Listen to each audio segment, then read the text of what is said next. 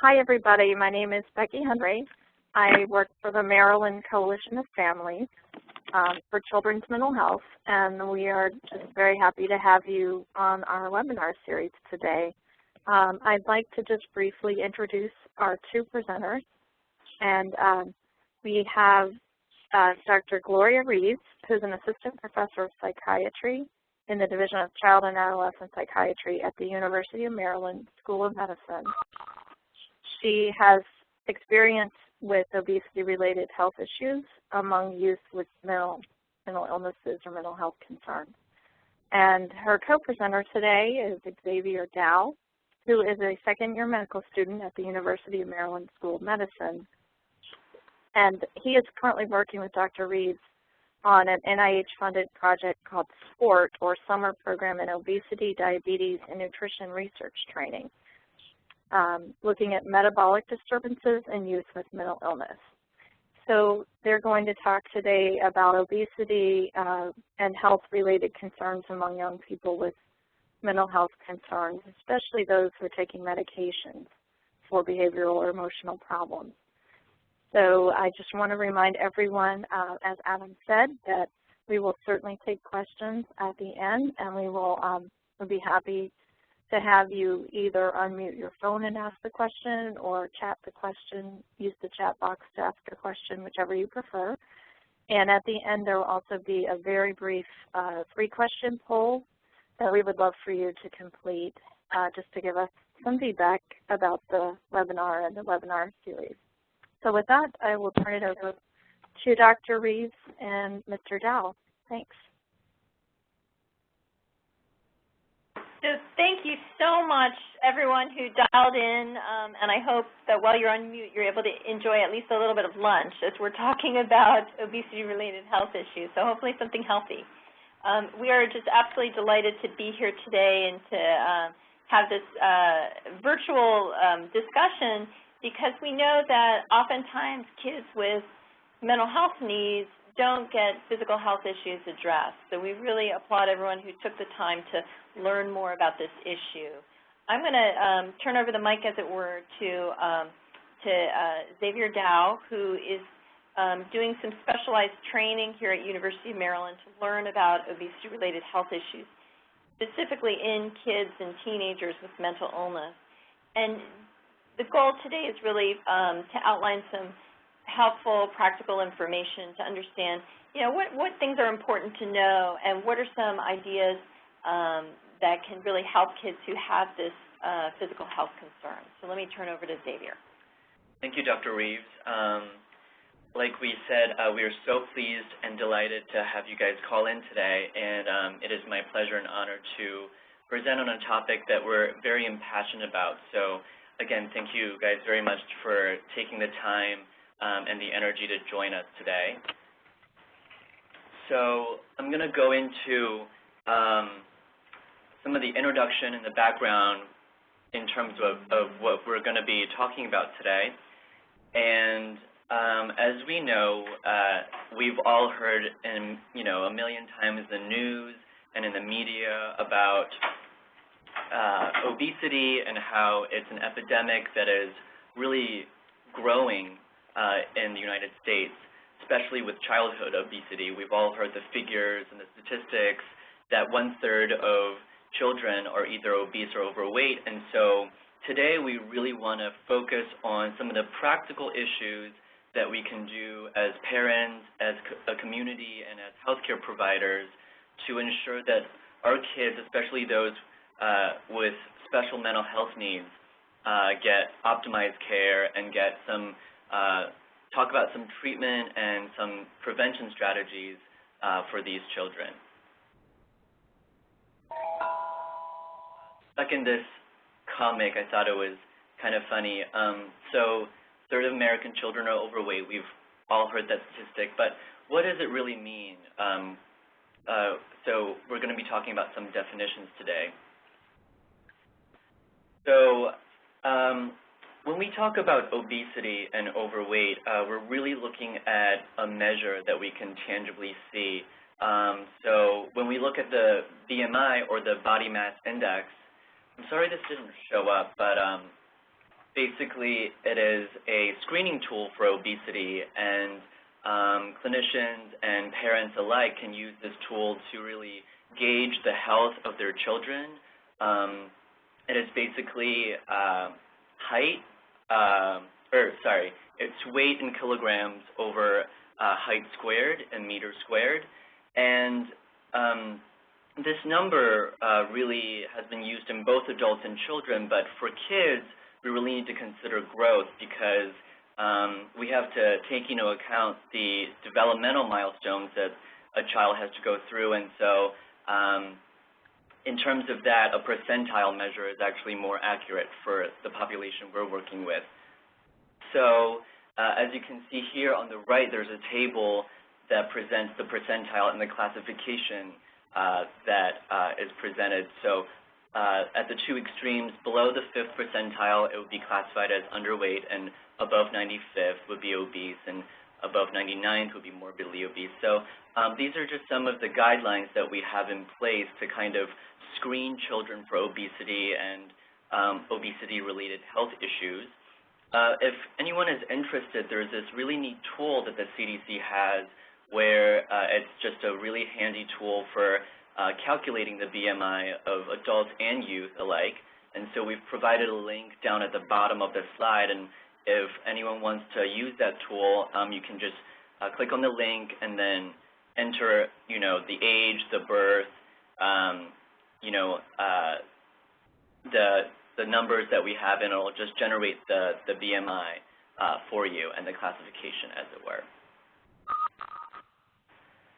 So just how common is obesity? We've all heard either, the children or the adult statistic that 1/3 of children are either obese or overweight, and alarmingly, 8% of infants and toddlers are actually at high weight per length. And a lot of studies have shown through a lot of projections and other analyses that by 2030, so just a few decades from now, there's going to be a 33% increase in child obesity and very alarmingly 130% increase in severe obesity. And so this is really concerning for us in terms of a mental health perspective and also a developmental perspective, because teens and youth with behavioral disorders, learning disorders, and other special mental health needs are at 60% more likely to be obese. And at the same time, the same population also has an increased risk of being underweight. So the two extremes that we talked about. And so this really raises some very crucial concerns for us as a community and as families to take care of. So why do we care? Why is childhood obesity important? There is a growing trend that this epidemic that we see in America, where these traditionally adult heart disease risk factors are now appearing earlier and earlier in childhood. And some of these problems are really your silent problems, where we don't necessarily see, tangibly in front of us people with high cholesterol, unless it's very severe or it causes other problems. Some of the more, overt issues could be sleep or bone and joint issues, but something that we really wanted to focus on today are the more kind of silent signs and symptoms that we don't really notice, like high blood pressure or high blood sugar. So these risk factors may eventually prove to be very detrimental and can cause things like diabetes, high blood pressure like hypertension, and eventually heart disease. And so it's really a key point in terms of prevention of these conditions. We wanted to talk a little bit about metabolic syndrome. This is a clinical term used to describe a cluster of factors that really increase risk of heart disease and diabetes and hypertension or high blood pressure. And some of the risk factors that we see are a large waistline, or this apple shape, fat levels in the blood, or triglycerides, low levels of your good cholesterol, or HDL, high blood pressure, high blood sugar. And some of these things we can see them. For example, the large waistline or the waist circumference, but some of the other ones, like I've mentioned beforehand, can be, these silent conditions that we don't really see until they become very apparent. And so why do we really care? It's really about having a conversation and really planning to engage in the child good eating habits and a healthy lifestyle to really prevent these things from happening. And also another thing that we see, especially with children and youth with mental health disorders, there's an increased risk of substance use and smoking, and so these things can also impact the risk of heart disease in addition to this metabolic syndrome. We wanted to talk a little bit about some of the psychological issues that are prevalent with children who are already at risk for special mental health needs. And even though today we'll be focusing more on the nutrition and obesity-related health problems, we wanted to talk a little bit also naturally about the psychological issues that could be apparent in these children, because on top of the diagnoses and the mental health needs that these children have, we really have to think about some of the added burdens that he or she may experience when someone has obesity-related issues. And something I think every parent and teacher and doctor is very concerned about today is the issue of bullying. And we all can, I'm sure I can speak to a lot of us when I say that when I was younger, growing up was very challenging in a lot of ways. And so, it's always good to keep an eye on the child, and things like poor self-esteem, depression, and anxiety could exacerbate or even make their symptoms worse. And so we really need to keep an eye on these things. So next we're going to be talking a little bit about some of the unique challenges that we have with youth with mental illness. And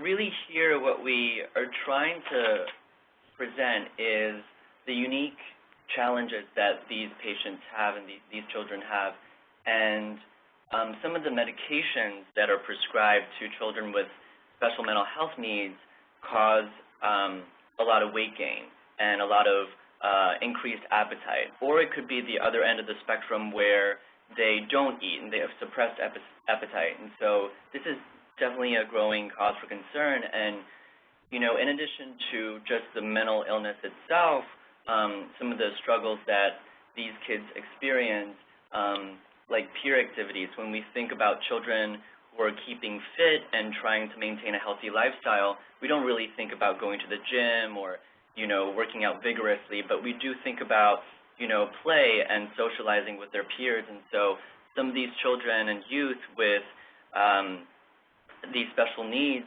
could face a lot of struggles in terms of socializing and interacting with their peers, and sometimes they could face a lot of bullying and isolation. And so therefore this kind of causes a vicious cycle in which they're afraid to socialize, they remain secluded at home, and it really promotes these problems to occur.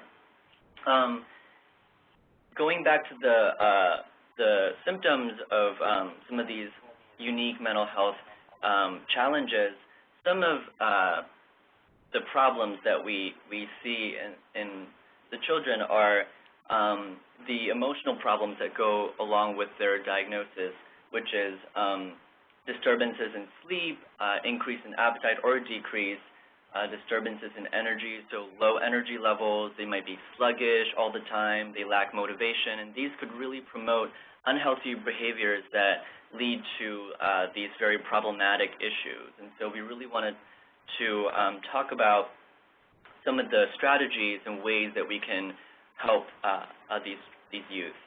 And so like we see in this schematic, these factors all interact together with food intake, unhealthy food choices, decreased physical activity. They really come together to kind of create this physical manifestation of their obesity-related issues. Some of the challenges also revolve around issues at home and really power struggles over food choices. And this is something that I'm sure many parents can attest to, just, with picky eaters or children who have a specific liking for a certain kind of food and not others. It can be very difficult to kind of engage them in healthy eating and to with very busy schedules for families, for example, there might not be an incentive to go to eat at home, and someone could just go to fast food restaurants and be very convenient that way. And we wanted to empower everyone to just stay at home, cook meals, so that we can have more of a control about how we eat and what we put in our food, and really choosing your battles. We understand that families of children with special mental health needs, it's difficult to make a priority to eat healthily and to engage in family-oriented activities when a child could be in crisis or need emergent care. And so we understand that, but we also wanted to empower our parents to take proactive measures to ensure that children are getting the best kind of resources that they have. So really the crux of what we are going to focus on today is our options for change. We really wanted to give some ideas to our parents to really empower their children and get the family involved. And really the take-home message here is knowing what to monitor and having a plan really for ongoing monitoring. And so we wanted to suggest that partnering with a pediatrician is the first step and a very important step in gaining control of the health and well-being of our children. And so, setting up an appointment with the pediatrician, having an ongoing partnership with him or her to focus on obesity concerns in children can be very powerful and can lead to very profound change. And we believe that when a parent is very actively engaged in taking the initiative to measure weight, height, things like waistline and blood pressure, things that we don't normally see outwardly as problems, it can really benefit the child in terms of their well-being and physical health.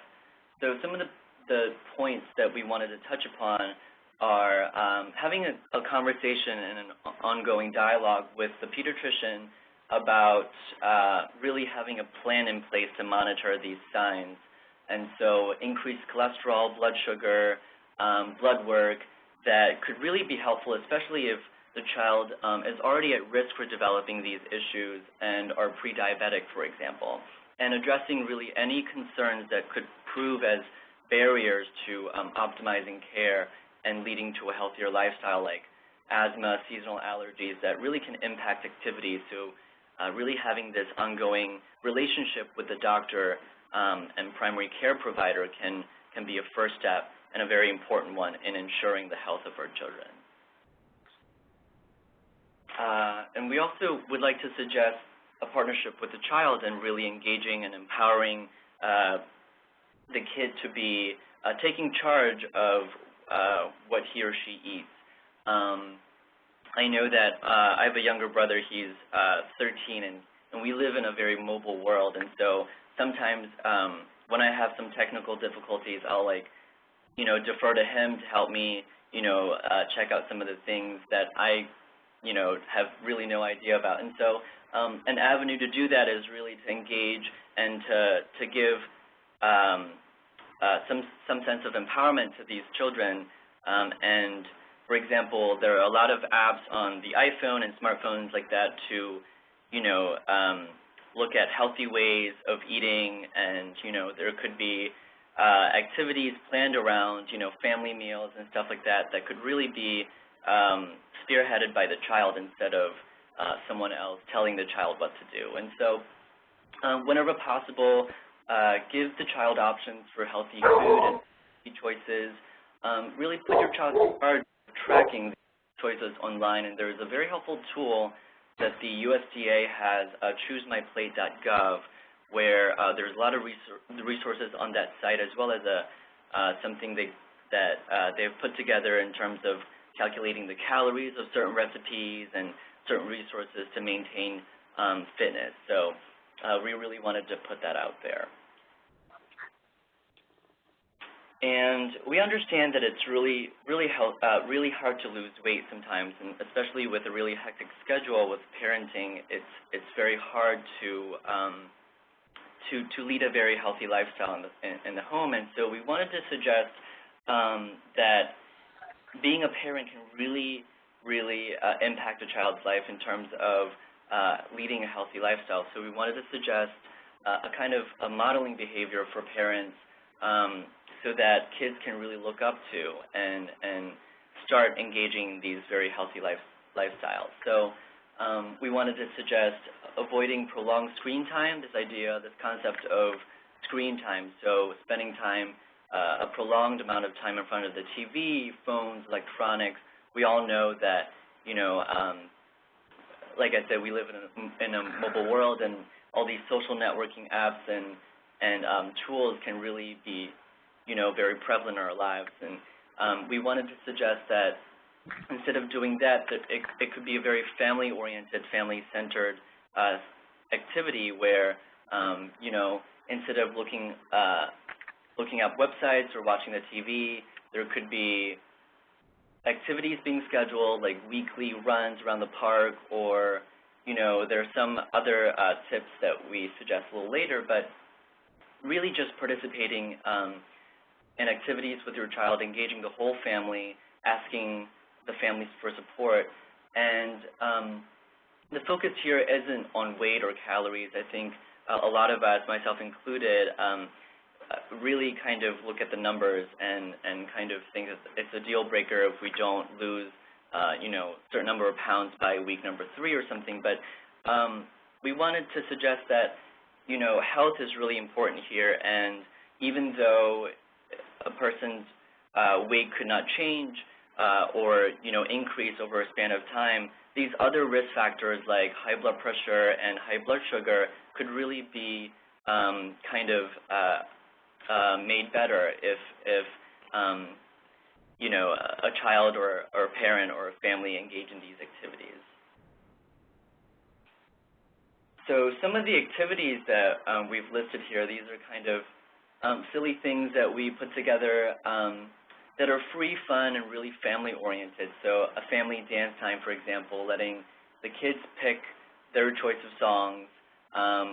TV jumping jack challenge, I really like that one, where we know even, I get really hung up on the TV episodes that I watch, and, with these commercials, there could be some downtime, and we can really incentivize these children to, do these exercises. Even though they're really brief, they could have a huge impact on their overall health. And peer pressure helps. So I know that I didn't used to be a huge runner, and last year I participated in the Baltimore Half Marathon, and I had never been in a race before. It was my first time going, and I never thought that I would register, but my kind of friends did, and they really pushed me to set up a time and a date and a schedule to really work out and achieve that goal. And so I think that planning a walk, for example, with a neighborhood family really engages the community and the family to participate in these activities in a very cohesive manner. So the American Medical Association, as well as other health organizations, have put out some recommendations and guidelines, and we just wanted to share some of these with you. So some of the important ones that they really stress are drinking water, avoiding any sweetened beverages. Something that we've noticed also, some of these fruit juices could contain a lot of these artificial sweeteners, and they could have as many calories as like a non-diet soda. So just be aware of using natural 100% fruit juice as substitute for fruit, for example. And increasing the number of servings of fruits and vegetables to up to 5 servings per day. The AMA really stresses the importance of limiting the amount of times eating out, because you never know how much sodium or salt or kind of the bad fats that are in some of the foods out there. And so when we cook food at home, not only is there a time and opportunity for bonding, but also we can take some control in what we put in our food. In terms of physical activity, we want to reduce sedentary activity by limiting screen time to less than 2 hours per day, at least 1 cumulative hour of moderate intensity exercise per day. And we'll go through some of the example exercises and defining what moderate really means. And another point that we wanted to make is that sometimes we really push kids to lose weight and focus on the number, and sometimes we lose sight of the end goal, which is to promote heart health and a better lifestyle. And so when we push children, especially children who are obese, to participate in very vigorous activities, it could potentially lead to more injury, especially joints and bone problems. So we just wanted to emphasize that they don't have to be very high impact. They just have to really engage the child in becoming less sedentary and more active in their day. So the TLC stands for Therapeutic Lifestyle Changes, again, a guideline put forth by the NIH, and its focus is on, again, diet and exercise, some of the things that we've already talked about in the AMA guidelines, but focus on healthy fats. So fats derived from plant sources like vegetable oils, nuts, seeds, etc., avoiding this concept of trans fats, which a lot of times you'll see on the packaging it says contains no trans fat or contains like how many grams of trans fat. And these nutritional information can be found on usually at the label at the back of the packaging. So it's important to keep a note of what kinds of fats, the concept of saturated fats and unsaturated fats. They just kind of mean different chemistries of these fats that could either promote or take away from the heart health that we're trying to promote. Eating more fruits and vegetables. The AMA suggests 5 servings of fruits and vegetables a day, increasing fiber intake, both soluble and insoluble, by eating fruits and vegetables and at least 3 servings of whole grains. So anytime, be it pastries or just bread, just keeping an eye out on healthier food options like whole grain or multigrain or something like that as an alternative.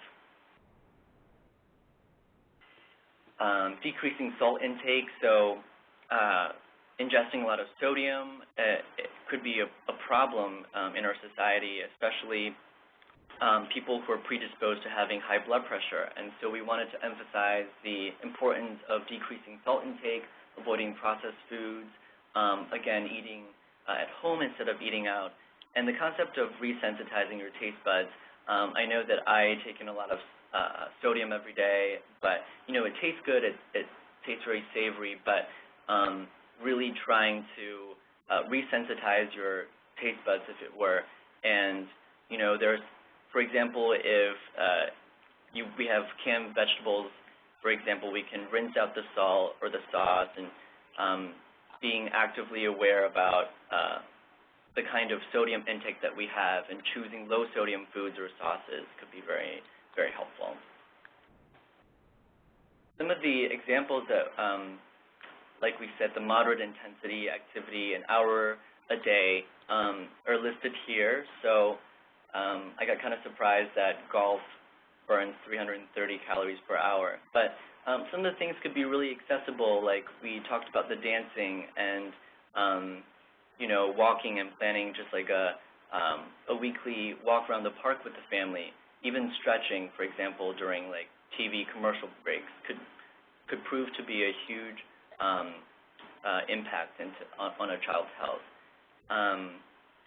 Like we said, we don't really expect a child who's 6 or 7 to go to the gym and lift heavy weights, but some of the other activities could be very feasible as well.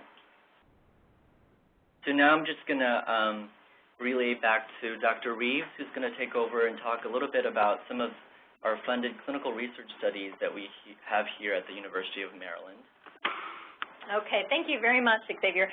So I wanted to first emphasize a couple of really good points I think Xavier mentioned, and really thinking from the perspective of a parent. So we hope that the message we're giving today is really about can you think of one new thing to try that's really going to be positive for the entire family, not just for a designated child, in promoting heart health. And one of the earlier slides, Xavier mentioned about a website through the USDA, the Choose My Plate, and I wanted to give an example of that. So if you go on the website, one of the really cool things about it is it allows you to enter in information about food you eat and any kind of physical activity that you get involved in.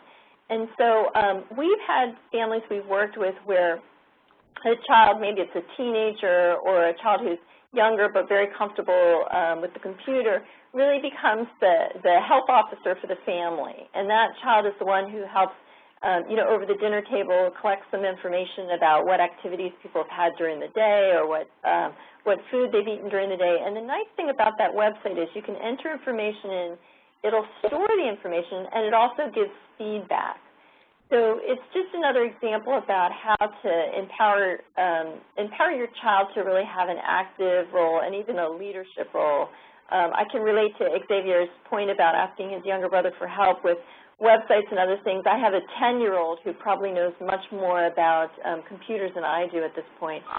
Really a chance to really empower your child, and it's a great tool if you really feel like it'd be helpful to get some feedback on how you're doing, engage how you're doing in diet and activity.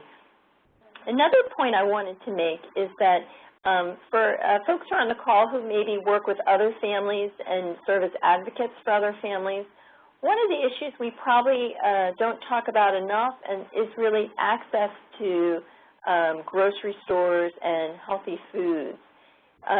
You may have heard this series in the Baltimore Sun recently talking about the concept of food deserts, where families live maybe 2 bus rides away from a regular grocery store. And we spend a lot of time working with families on weight loss issues, and we had at one point a weight loss study where we had a young woman who was just given some real basic information, kind of like what Xavier went through with guidelines about healthy diet and activity. And in the course of the conversation, one of the things we asked the family was, where do they go shopping at? And it turns out that the family did all of their grocery shopping at a 7-Eleven. So our only intervention in working with that family was to problem solve about, is there someone else in the family or a friend who can help get them to a grocery store maybe once or twice a month? Because this was a teenager who was living with a grandmother who had a lot of health problems, and really the only thing that was convenient or practical for them was to go to the nearby corner 7-Eleven. And what we found was, just with that one simple intervention, over the 6 months that the child was involved in our study, she actually lost a little over 30 pounds. And it was a real alert to me that we often don't ask families about, just some real basic questions. How are they currently accessing healthy foods? And really making sure that it's practical. We know with physical activity, you can be really creative and do physical activity in your home, in your neighborhood, but oftentimes with healthy eating choices, it can be a real challenge.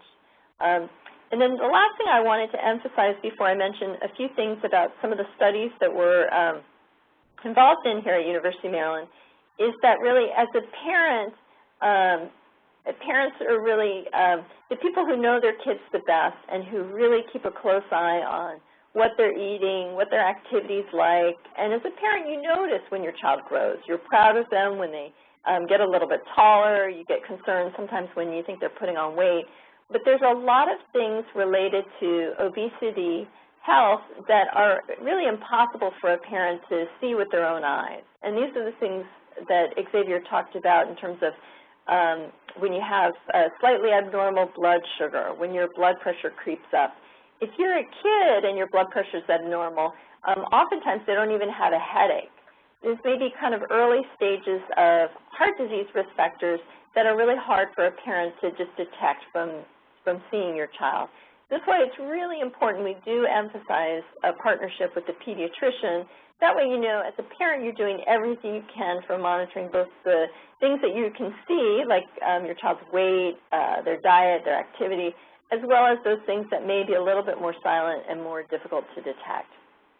So I just wanted to mention, and then we should have plenty of time for questions, a little bit about some of our research interests. I'm just going to talk to you today about things that are public-funded research studies, so paid for by your taxpayer dollars. I'm going to mention two studies, and then I'll mention briefly a study that has been conducted here in Baltimore, and we're hoping to learn more from that study in the near future. So the first is, we do have a study funded by the Department of Health and Mental Hygiene through a program called the Early Intervention Program.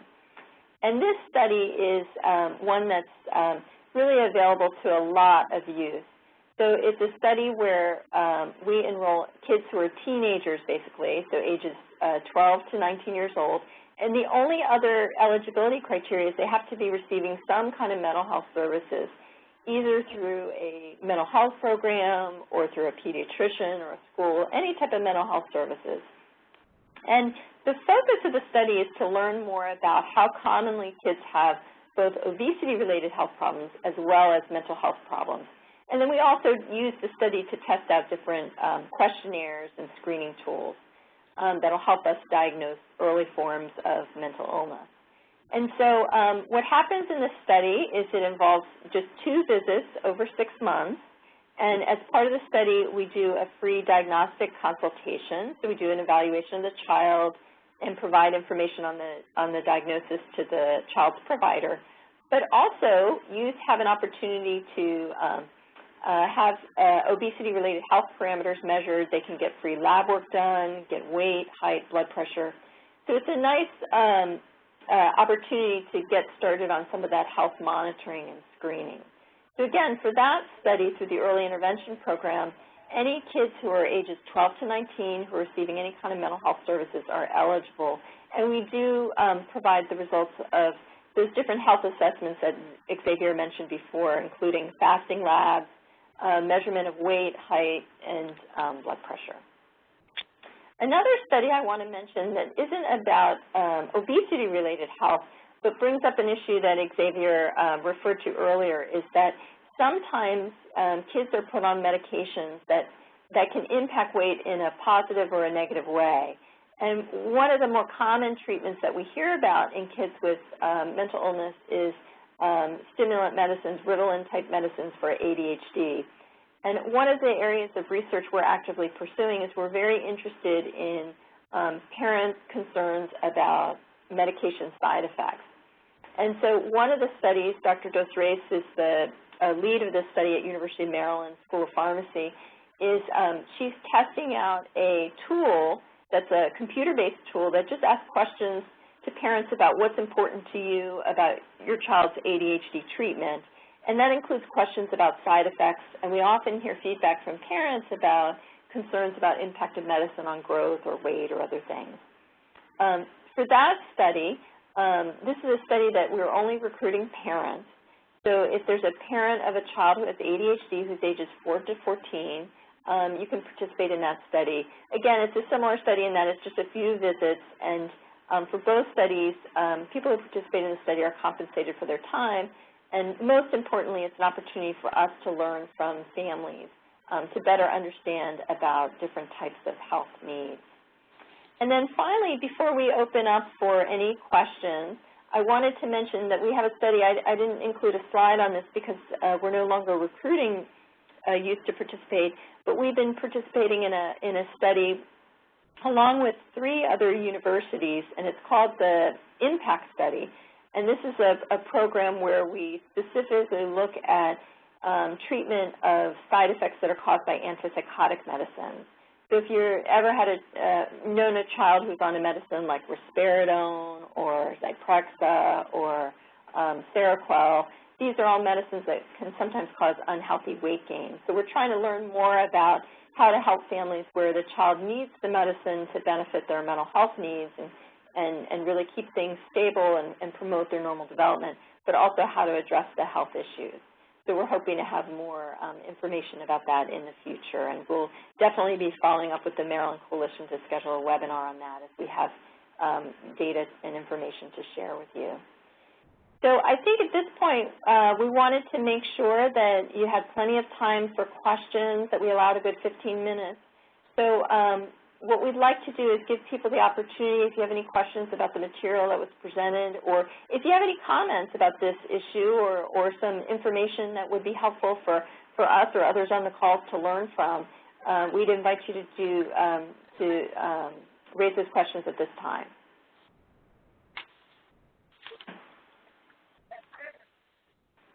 Okay, at this point, I'm going to unmute everybody's phone line. So this is a warning that if you're having a silent conversation, we might be able to hear you. So I am now unmuting everybody's line. Thank you so much. We're happy to either take any comments or any questions.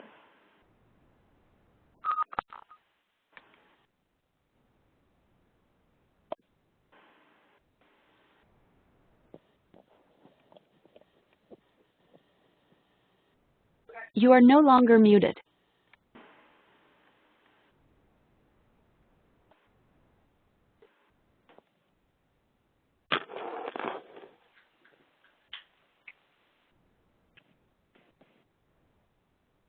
I think that everybody is busy doing the jumping jacks in place at their computer right now.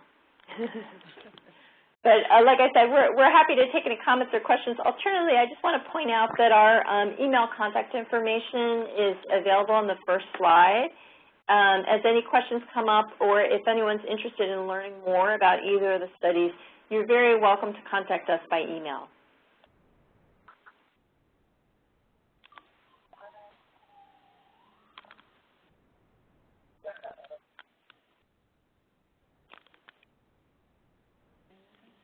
And at the end of the presentation, we just wanted to give some resources for the parents out there. There's a number of pediatric weight management programs in the state of Maryland, some at Hopkins, some at Kennedy Krieger, and so these are some resources that can be found, and we've provided some of the contact information as well as the addresses if anyone would like to utilize these services. We also have provided some online tools. These are all that we've kind of mentioned, the ChooseMyPlate.gov by the USDA. These healthcare kind of organizations have also put out tools and resources that are really interactive, and we've provided links for your perusal as well. So it looks like somebody typed in a question. I'm just going to read it. It says, how can I find helpful resources for parents in Montgomery County? One resource to start would be Children's National Medical Center does have some specific programs for childhood obesity. That's one resource to find out information. But honestly, I think for a lot of families, the first step really involves just not going very far, and that's to the local pediatrician. Starting out with the child's primary care provider, because that person often has very good information about how the child's been growing and developing over time, and they often have information about different types of heart disease and other health problems that run in the family. So that might be a great place to just get started and really encouraging the family to get some basic monitoring and some guidance. I have a question. This is Becky Henry. Yes. I'm wondering if you can talk briefly about the other end of the spectrum that Xavier mentioned at the beginning about the children who are underweight. I know that when they're children on stimulants for ADHD, that can be a concern, and what you recommend for that type of issue. Yeah, that's a great question. And so the question was about kids who are underweight. So in our technical language, that would be kids below the 5th percentile for BMI. And the first thing I will say generally is that for any child, the most important thing to really support their ongoing development is to have a plan in place to monitor so you know if there's a change that could signal a concern. So if your child is on a medicine that causes the opposite problem, so instead of weight gain, maybe weight loss, the one nice thing about how we monitor weight in kids is that they generally grow on a pretty consistent trajectory. So by that I mean if you measure a child's weight and height and you plug it into the CDC, the BMI calculator, what you'll find is that kids tend to stick within a pretty narrow range of BMI percentile over long stretches of development. That way, if you notice a change in that BMI percentile, either it going down or going up, you know that that's a change that's not typical for a normal development and may signal a concern. And so, that's an opportunity to really go back and talk with the pediatrician. So we know that all medicines can cause side effects, things like decreased appetite or weight gain, and that you have to look for the individual child. What's an appropriate ratio of kind of risk to benefit for that medicine? So it may be that same medicine that's causing a lot of weight loss is also keeping the child out of the hospital. So you have to kind of judge the big picture. But a lot of times what I find in working with families is they don't have the information to help them make that judgment. So, so it's really important to be able to monitor both weight and height, because that's what tells you if the child's veering a little bit off from what their expected developmental trajectory is. Now, for the concern about decreased appetite on the Ritalin-type drugs, the stimulant medicines, it's a real common issue. Some of the practical tips that we talk with families about that we've heard from many families are helpful are things like really planning ahead so that you can try to utilize the times that you know the child's appetite is back up. So, for example, trying to eat breakfast before they get that morning dose of medicine in while their appetite is still strong. And also planning ahead for healthy and nutritious snacks when the medicine wears off. For kids where it's a real significant problem about weight, some of the considerations to talk to the provider about are if there might be options to change either how the medicine is dosed or what type of medicine you're using, and also thinking about if it's appropriate to consider some holidays from the medicine, stopping the medicine for periods of time, maybe when they're on summer vacation or other things to allow their weight to catch up. But the most important thing, if you remember nothing else from this presentation, is really have a plan to be able to monitor the situation. And then you can make a decision based on the most information possible. There's another question that just came up. What is the good first step for parents or caretakers for kids and youth who do not have health insurance but do want to proactively help their kids? So this can be a real tough situation where there's a concern about having access to health insurance. The first thing I would say is, and this is where the Maryland Coalition can be an awesome resource, is that different jurisdictions of the state are set up to have core service agencies to assist families in getting different types of health services. So I would still encourage parents to either call the core service agency or to call programs like Healthcare for the Homeless, and they can let you know about resources maybe the parent wasn't aware of that might be able to help with some type of health coverage. So to not give up on that. In addition to that, I also use the child's school as a resource. So schools have a lot of experience helping families refer them in the right direction to different case managers and programs that can help with kind of needs assessment, that kind of thing.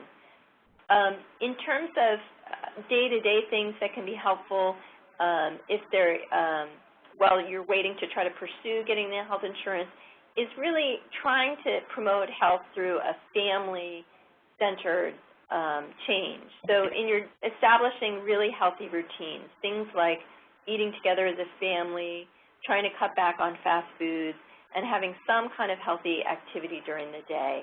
We really want to emphasize this is not about counting calories or trying to do something extreme. It's really about incorporating some habits in the day-to-day routine that are accessible, free, easy, things that are very simple, low cost, and feasible in your schedule. We know as parents we're all very busy, so unless it's something that you can establish as a routine, it's really easy to be enthusiastic at the beginning and to go by the wayside at the end.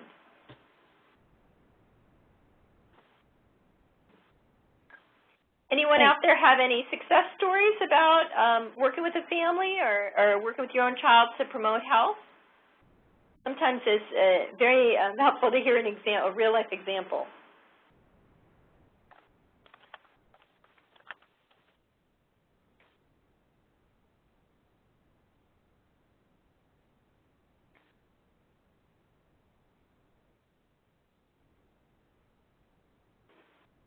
Oh, I see that Rebecca has kindly put in the information about how to seek out services like core services or family navigators, and I really can't emphasize that enough, that Maryland Coalition is an awesome resource. I refer a lot of families to there whenever I'm seeing patients in a clinical program, because they're a great source of information and advocacy, and also because the program is really run by people who have lived experience dealing with child mental health issues.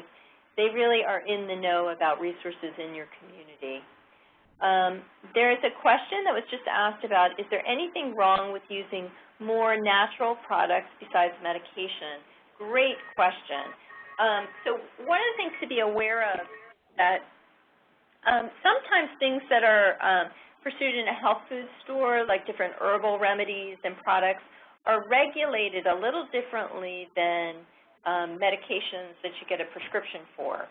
So one way of thinking about it, it's kind of like if you're going to the store and you're going grocery shopping and you're going to buy a cabbage. No two cabbages have to actually look exactly alike. And similarly, with things like herbal products, sometimes there's a big difference in how much filler is put in versus active ingredients, and there's a lot of variability in the product. So it's really important to talk to your child's pediatrician if you want to pursue some of those alternative strategies. What are good resources of information for that? How do I find out information about good places to go to pursue information on those products and where to buy them? There's a big, big variation in how those are produced and what's available.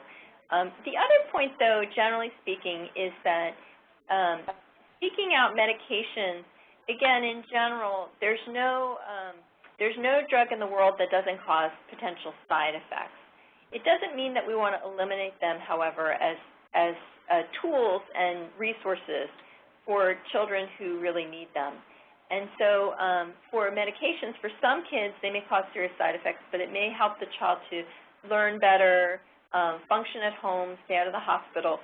So it's really the parent who is best positioned to determine what's the appropriate level of benefit to potential side effect ratio to figure out, does it make sense for my individual child? The main thing I think that often happens, though, is that parents don't have access to complete information. So really talking to a provider before you start a medication so you really have a clear idea, what are the common and more serious side effects? And then the second question is, how do you plan on monitoring for these side effects? And the third question is, what are things that I can do as a parent to also support this monitoring process? And that way you know from the beginning what to expect and have a plan in place how to monitor. Most side effects are actually very amenable to change if they're detected early. The problem is that things like a slightly increasing cholesterol, you're not going to see it unless you're really monitoring appropriately for it. So it's really about having a plan in place to monitor.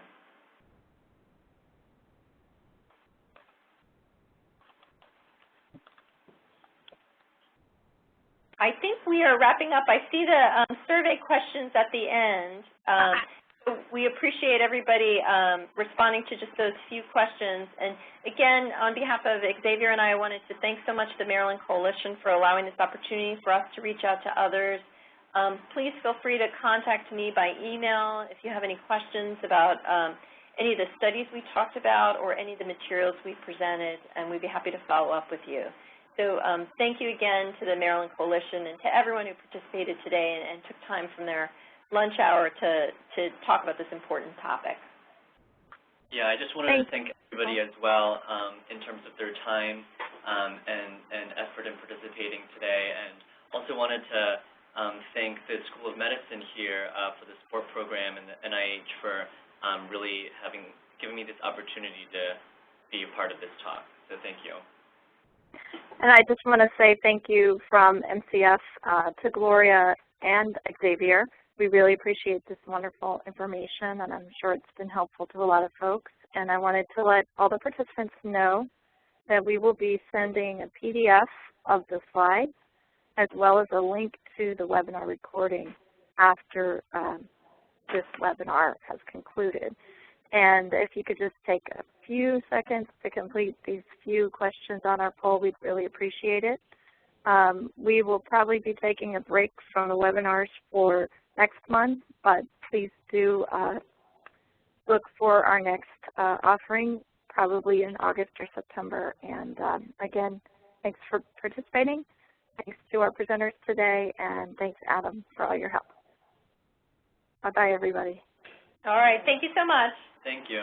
Bye. Thank you.